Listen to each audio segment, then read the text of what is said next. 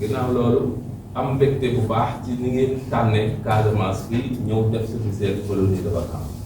man en tant que inspecteur bu yore wàllu daara yi dama ci am mbégte bu rëy. Pourquoi? Parce que ñëw bi ngeen ñëw fii dina tax seen yeneen morom yi nekk fii Casamance di jàng alxuraan gën a téyewaat li ñu am li ñu yore gën a góorgóorluwaat si li ñuy jot a def si alxuraan ndax danañ xam ne mbir mi ci réew mi yëpp la ku nekk ngi góorgóorlu di jiima am li ñuy wax qualité man qualité boobu dafa ma itteel si wàllu jàngoro alxuraan saa yu ma toogee sama gars yi ñuy def loolu laa leen di wax ni leen ba jàng bi ñuy jàng ci Casamance mu am qualité am jawda nahnu nahris ala an nahsula ala jawda fi l-qira'a wa ta'lim al-Qur'an xaasatan fi mintaqatina hadihi nuridu an nusharika fi al-musabaqat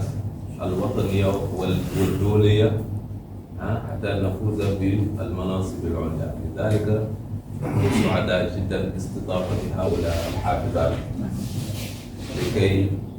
تقتدي منهن يعني طالباتنا المحلية لذلك نحن سعداء غاية السعادة باستقبالهم يعني عندما استمعت إلى قراءة واحدة أو بعض منكم يعني أصابني فرحة لا توصف su ma déggee façon bi ngeen jàng alquran bi dama am mbégte bu baax a baax parce que man loolu daf muy yitteel mooy jàng alquran d'accord faqra'u ma tayassara min alquran ñu wax waaye nag wa rattilil qur'ana tartila donc façon jàngin bi dañ ci war a liggéeyaat bu baax a baax ba am ci qualité bi ñuy sàkku ci jàng alquran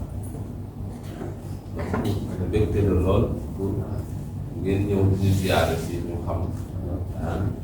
ñeneen ñi ban taxawaay lañ am si jàng alquran donc ñu ngi ci sant ñëpp ci am mbégte ci encouragé suñu doom yi ñu gën ci góorgóorlu di sant oustaz Bari ak sama oustaz yi teew bi ci seen rôle yi ñuy def ci wàllu taxawu diine islam ak jàngu alquran mu kër ñu leen di sant bu baax baax bu ñu mën di toll parce que bu ñu sonn ñu ngi ci terrain bi ñu góorgóorlu bien que léeg-léeg moyens yi ñu ko permettre mais li ñu mën a mënul def ñu koy def pour jàng alquran ñu jëm kanam kon ñu leen ci sant leen gërëm bu baax a baax di sant Seyda yi wax naa ko léegi ñu ànd ak xale yi ñëw gane si Casamance di leen ñaanal yàlla barkeel leen barkeel seen taxawaay yàlla defal leen aw defal mun a ñu delluwaat ci jàmm fekk seen njaboot yëpp ci jàmm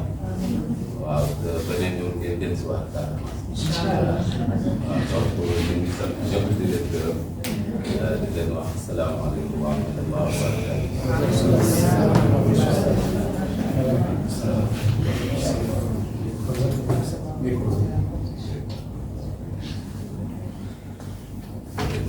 jazakumullah xayran Fatick Fall yal na yàlla fay la kon bu ñu jaar si kàddoom loolu xëy na li mu wax si arab sànq te xam naa xamul ni sax ni taalibe dëkk moo doon jàng moo ubbi ki doon jàng taalibe si daara bi Zeyni Thabit waaye dina am kenn si jigéen ñi boo xamante ne si gan yi incha allah moom mooy daanaka tëj jotaay bi si wàllu jàng bi kon nag yéen jigéen ñi sa waa dëkk baa ngi nii sa waa dëkk baa ngi nii dañ leen indi dañ leen indi pour ñu xam ne bi tam rek ñoo mën jàng alxuraan waaw kon nag nee na ngeen góorgóorlu parce que waa Dakar ñi jëlee pour ay Thiès Saint-Louis Ziguinchor ñëwagul léegi nag gis ngeen ñii ñëw nii mel leen ni ñoom waaw ngeen raw leen sax dañu bëgg sax ngeen raw leen parce que ñoom bu ñu yóbbu cours bi chaque fois kon nag vraiment jazakumullah xayran mu fàtte kon ñu ne ko dégg jigéen ñi léegi dañuy jox kàddu bi jigéen ñi sunu gan yi ñu am macha allah lu ñu baaxee si ay kàddu si français ak li nga xamante ne mooy arab bu ko defee ñu jàll ak si yeneen incha allah bismillah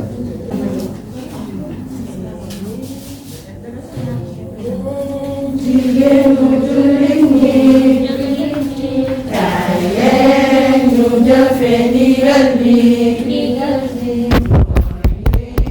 mooy sunu yaay muraay bul ko foog adana jigéenu Gambi Mali Bagana xam leen ni lii mooy seen taal mu ci sax borom bi di la am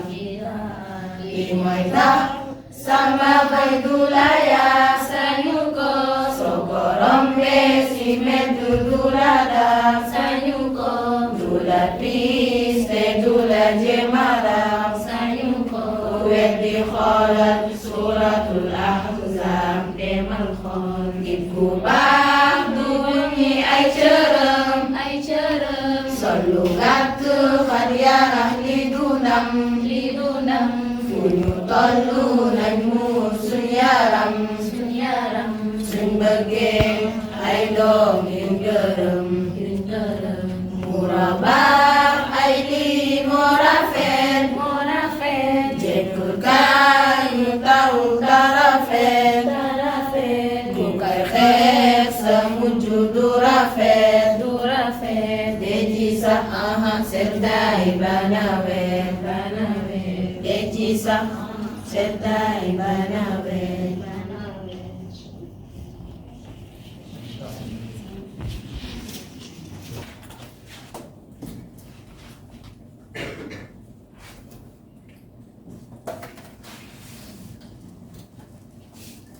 Assalamu alaikum wa rahmatullahi ta'ala wa barakatuh.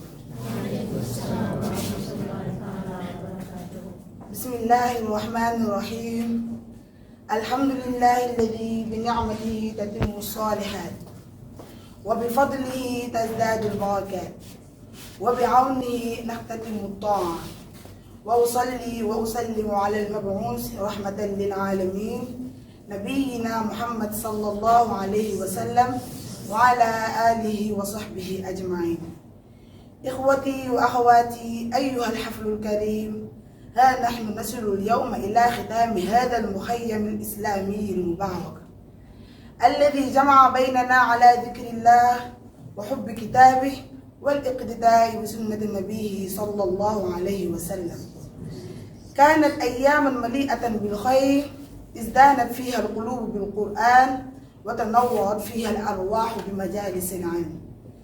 وامتلأت نفوسنا بالمحبة والأخوة في الله.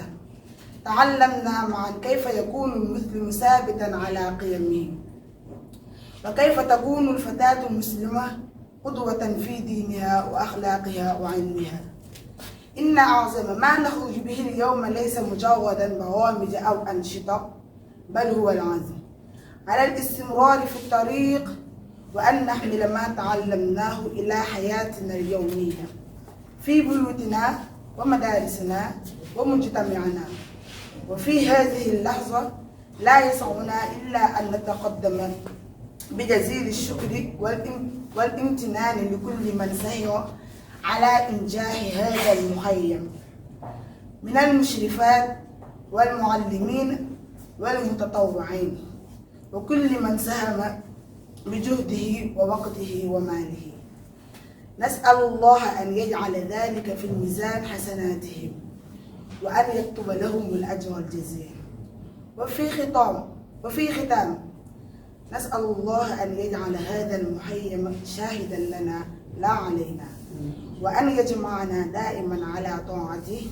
وأن يرزقنا لقاء أعظم يوم نلقاه عند باب الجنة. آمين. والسلام عليكم ورحمة الله وبركاته.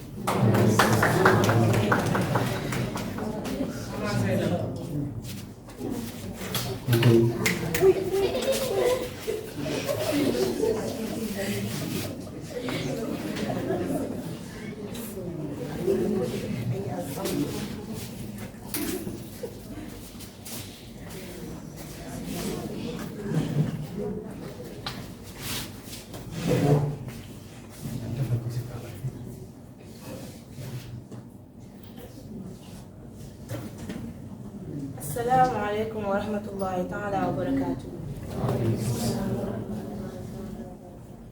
nom d'Allah, le tout miséricordieux, le très miséricordieux. Louange à Allah par l'accomplissement de qui les bonnes œuvres s'achèvent. Par sa grâce, les bénédictions se multiplient et par son aide, nous concluons les actes d'adoration. Que la paix et les bénédictions soient sur l'envoyé comme miséricorde pour l'humanité, notre prophète Muhammad sallallahu alayhi wa sallam, ainsi que sur sa famille et ses compagnons. Mes frères et sœurs, chers invités, nous arrivons aujourd'hui à la clôture de ce camp islamique béni qui nous a réunis autour de l'évocation d'Allah, de l'amour de son livre et de l'attachement à la sunna de son prophète sallallahu alayhi wa sallam. Ce furent des journées remplies de bienfaits, où les cœurs se sont embellis par le Coran, où les âmes se sont illuminées par les cercles des sciences, et où nos âmes se sont emplies d'amour, de fraternité en Allah. Nous avons appris ensemble comment le musulman reste ferme sur ses valeurs et comment la jeune fille musulmane peut être un modèle dans sa foi, sa morale et son savoir. Le plus grand acquis de ce camp n'est pas seulement des programmes ou des activités, mais la résolution de persévérer sur ce chemin et de porter ce que nous avons appris dans notre vie quotidienne, dans nos foyers, nos écoles et notre société. À ce moment, nous ne pouvons que présenter nos sincères remerciements et notre profonde gratitude à toutes celles et ceux qui ont veillé à la réussite de ce camp. Les encadrantes, les enseignantes, les bénévoles et toute personne ayant contribué de son effort, de son temps et de ses biens. Qu'Allah mette cela dans la balance de leurs bonnes actions et leur accorde une immense récompense. En conclusion, nous demandons à Allah de faire de ce camp un témoin en notre faveur et non contre nous, de nous rassembler toujours dans son obéissance et de nous accorder une rencontre plus grande encore, le jour où nous le rencontrerons aux portes du paradis. Amen. Que la paix, la miséricorde et les bénédictions d'Allah soient sur vous. Assalamu alaikum wa rahmatullah.